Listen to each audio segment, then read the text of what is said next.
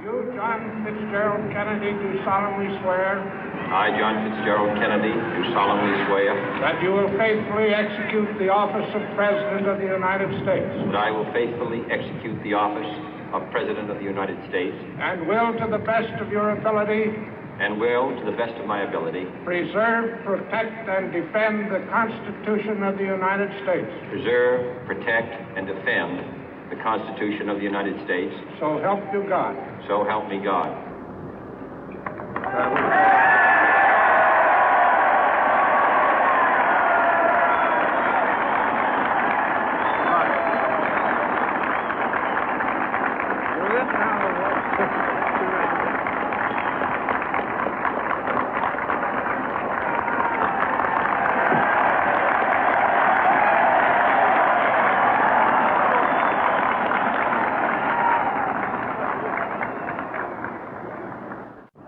Vice President Johnson, Mr. Speaker, Mr. Chief Justice, President Eisenhower, Vice President Nixon, President Truman, Reverend clergy, fellow citizens.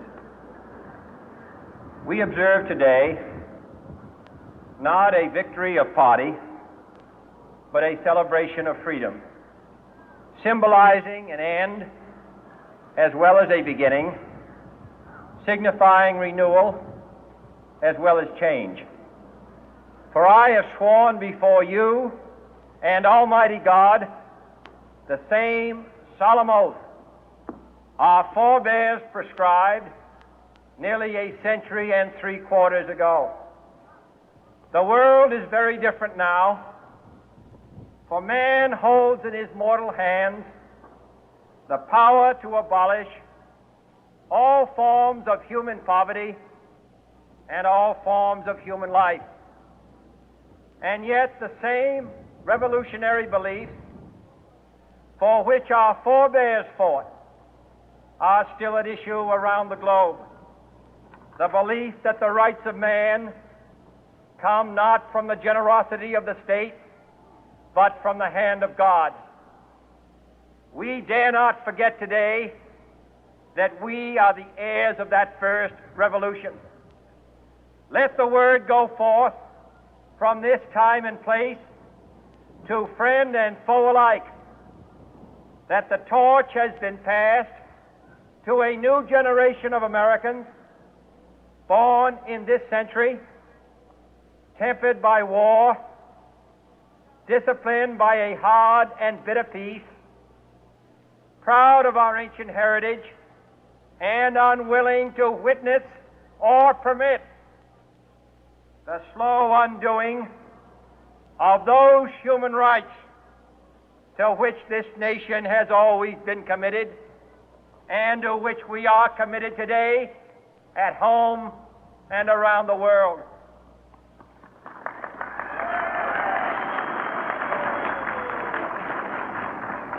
Let every nation know, whether it wishes us well or ill, that we shall pay any price, bear any burden, meet any hardship, support any friend, oppose any foe to assure the survival and the success of liberty.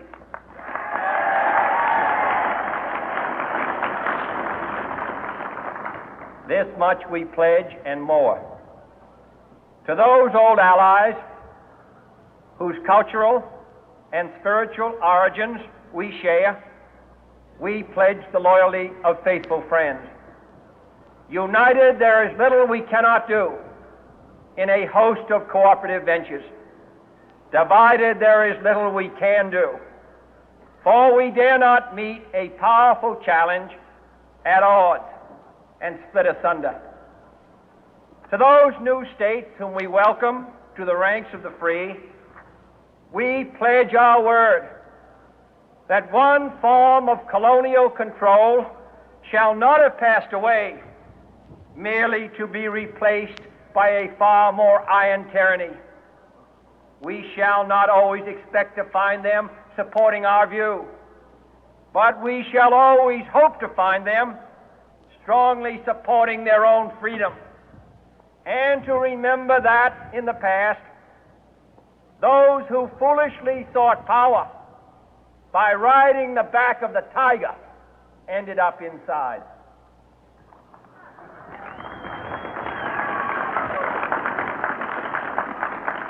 To those people in the huts and villages of half the globe struggling to break the bonds of mass misery, we pledge our best efforts to help them help themselves for whatever period is required, not because the communists may be doing it, not because we seek their votes, but because it is right. If a free society cannot help the many who are poor, it cannot save the few who are rich.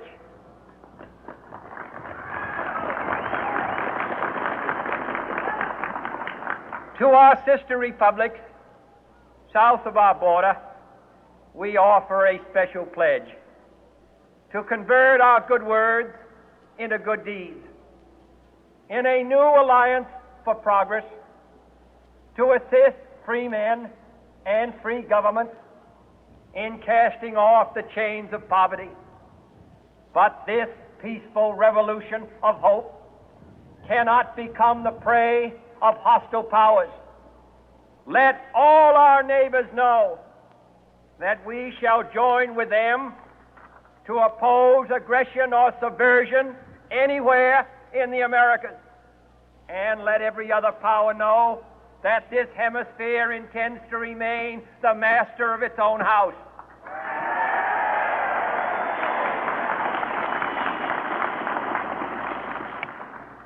To that World Assembly of Sovereign States, the United Nations, our last best hope, in an age where the instruments of war have far outpaced the instruments of peace, we renew our pledge of support to prevent it from becoming merely a forum for invective, to strengthen its shield of the new and the weak, and to enlarge the area in which its writ may run. Finally, to those nations who would make themselves our adversary, we offer not a pledge, but a request that both sides begin anew the quest for peace. Before the dark powers of destruction, unleashed by science, engulf all humanity in planned or accidental self-destruction, we dare not tempt them with weakness, for only when our arms are sufficient beyond doubt can we be certain beyond doubt that they will never be employed. But neither can two great and powerful groups of nations take comfort from our present course, both sides overburdened by the cost of modern weapons, both rightly alarmed by the steady spread of the deadly atom, yet both racing to alter that uncertain balance of terror that stays the hand of mankind's final war. So let us begin anew, remembering on both sides that civility is not a sign of weakness, and sincerity is always subject to proof. Let us never negotiate out of fear, but let us never fear to negotiate.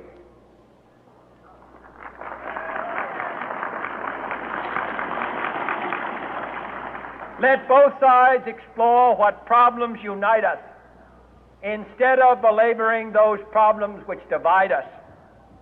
Let both sides, for the first time, formulate serious and precise proposals for the inspection and control of arms, and bring the absolute power to destroy other nations under the absolute control of all nations.